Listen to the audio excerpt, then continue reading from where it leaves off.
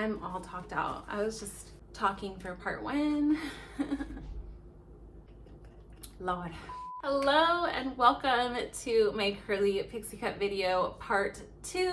And part 1 was a full question and answer, pros and cons, questions and concerns, kind of everything you need to know if you're debating about going short. So you can watch that video after this. Maybe you've watched it before, but just know that that is another component. This is a 2-parter. This video is going to be a full DIY hair transformation, and it is chock loaded with information, you guys. If you are seeing this video before part 1 and you're not familiar with me, hi, my name is Patricia Rose. I am a serial pixie cut haver. I've had my hair in a pixie cut off and on for the greater part of the last 10 years. I have lots of experience cutting and coloring my own hair, wearing it in a pixie, and just generally having experience with a pixie cut. You may have seen my pictures floating around the internet, but I wanted to make a place on the internet, make a piece of content where I answer a lot of those frequently asked questions I get, speak to a lot of those hesitations that I often get. So if you're interested in hearing about that, or if you're on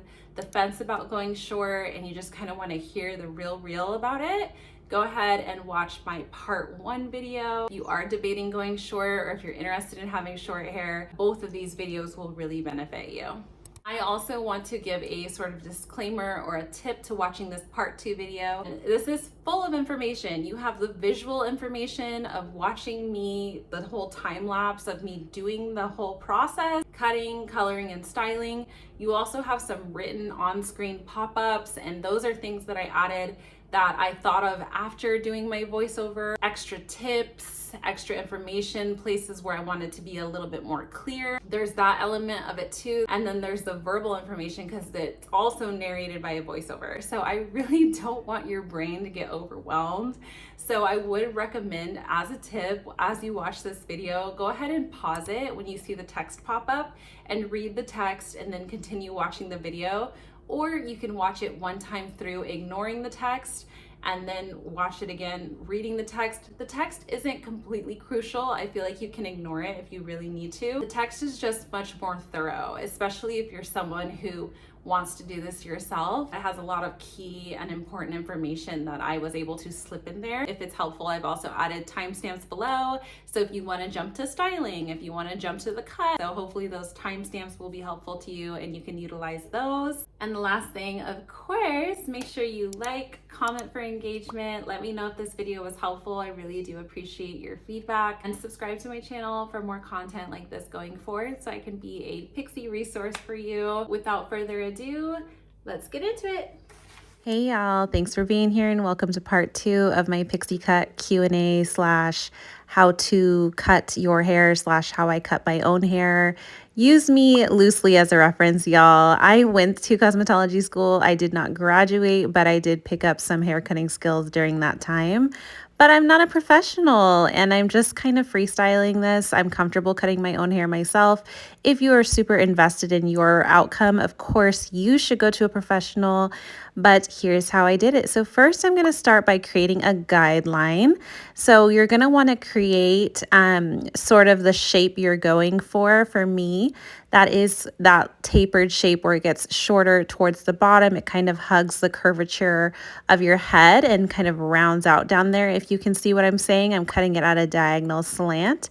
And I'm going pretty loosely at this point. I always do the first overall rough cut of my hair with lots of room because, as you can see here, my hair was being worn in a stretched style. So it's not very curly right now. It's dry. It's kind of picked out. I gave it a rough brush.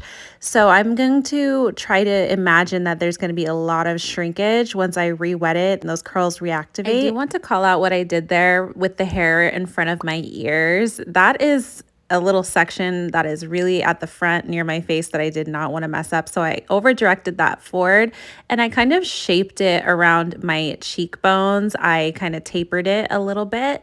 So I paid special attention to that area. I gave the rest round about my head the same type of rough cut, and I'm just kind of doing my best. I really can't see behind me, so I'm just checking around the sides. I'm feeling around. Honestly, I do a lot of this intuitively, just reaching in, pulling my hair. I do recommend that your hair is stretched or picked out for this so that you can get the most even haircut as possible. If you've got tangles and curls, you don't really know what ultimately length you're cutting in your hair, and you're likely to find a lot of unevenness. So I really wanted to see my hair for the length that it is. That's why it looks so crazy, and trust me, it's just gonna look more and more crazy. So we're working into the top section.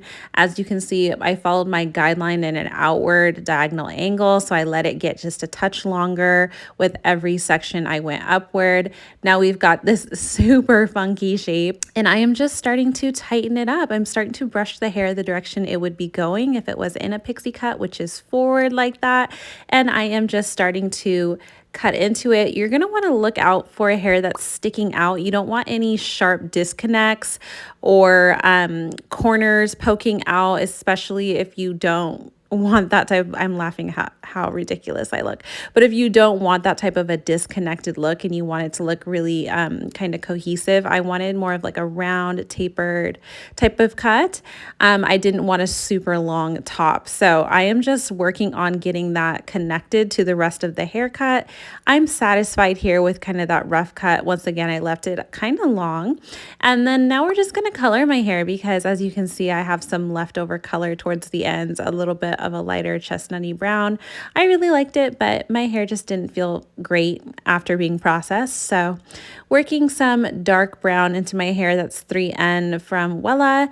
And then I just started to kind of play with it with the hair dye in it to get an idea what it was going to look like. And I was getting excited. This color is really close to my natural, by the way. And if you're not familiar with my channel, I am about 6.5 months pregnant. So I really want an easy style, and I don't want to have to keeping up with my roots. So that was my motivation to color my hair in this process as well. If you're going to be coloring your hair, then go ahead and do that before you clean up the back, as you see I'm doing here after taking a shower. So just doing the best I can, looking back there, and it was pretty obvious to me the extra hair that was sticking out on the sides. When I get a chance to see my sister, I'll have her give this a really clean type of V shape, but for now I'm just taking out that obvious kind of bulk and neck hair along the sides and getting a very soft type of V shape. This is the next day, so we're all dry. I did put a little product in it before I slept just to look at it, but I noticed that I did leave a lot of weight, a lot of extra length in this area around my ears and towards the nape of my neck. I like that to be nice and tight, so here I am just tightening it up. As you can see, I did not use clippers at all for this. You are more than welcome to use clippers for yourself. Clippers with a guard, I might add. Now, trimmers is different. That was to go around my neckline, but clippers for the actual haircut. I would recommend a 4, 3, 2, or 1 guard. The smaller the number, the shorter it's going to be. And mind you, a 1 is very, very short. Always use the clippers going in the direction that the hair is going, or that the hair is falling, I should say, because if you go against the growth or against the direction that the hair is falling, they're going to cut a lot more harshly and kind of shorter. So just a heads up about those. You're more than welcome to use those. It's kind of safe to use clippers, because then you at least know everything's being cut to the same length and you're not going to cut like a hole in your hair. And what I mean by a hole in your hair is when you accidentally just reach in too deep with those scissors and you just like, it gets like transparent, so short, and it looks like a literal hole in your hair. That was my fear. So I always left a little additional room. Be very careful. Don't reach in too deep. Pull that hair out and cut just a little less than you think you need.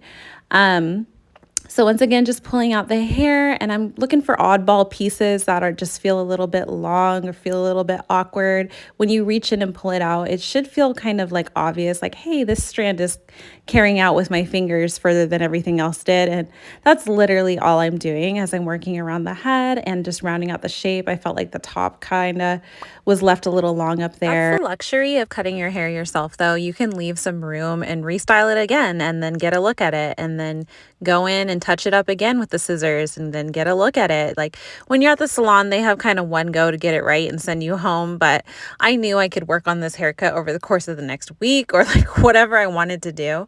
So I was satisfied once again, feeling pretty good about the overall cut at that point.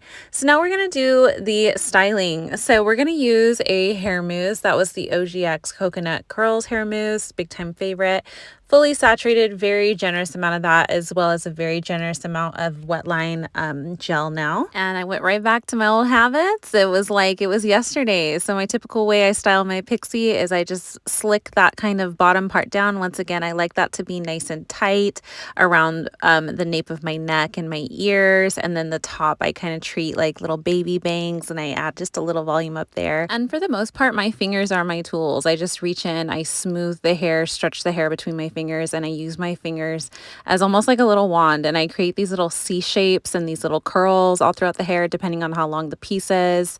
And then I'm doing that same motion with the brush. I use this particular brush in that area because that area tends to be a little bit more frizzy, and so that brush was helping to kind of smooth it and create the little C shape. Went in with a comb now for these shorter pieces because I needed more control and I needed to be able to create a tighter C shape, so the comb helps me do that with those like finer areas. And so just repeating this process all over my head, feeling it around. Towards the very, very bottom, as you can see, I flip the curls kind of like out. I sleek it down and flip them out. Cleaning up my part now. I chose this side. This is my good side. I always end up over here. It was coming together. The vision was coming together here. And then we're just working on kind of our baby hair / kind of temples area. This is the way I prefer to style those. I use a lot of gel towards that front perimeter area because I like that area to be clean and slayed, and I like to have lots of control when I'm styling those little loops in the front and like my baby hair. And then we're just kind of having fun and we're playing with it. It really doesn't take that long to style. I'm so grateful and happy that I went ahead and made this decision before having my second baby, because it's going to make my life a lot easier, and it's so much easier to feel put together, and I have time to do my makeup and do other things and just get cleaned up. So this cut makes me feel so good personally. It is so liberating, so freeing, and so super stinking adorable. I just feel so cute. So just a reminder, this was part 2. Part 1 is a Q&A on some frequently asked questions and some questions you might have about going short for the first time or just in general. Go watch that, like this video, comment, and subscribe.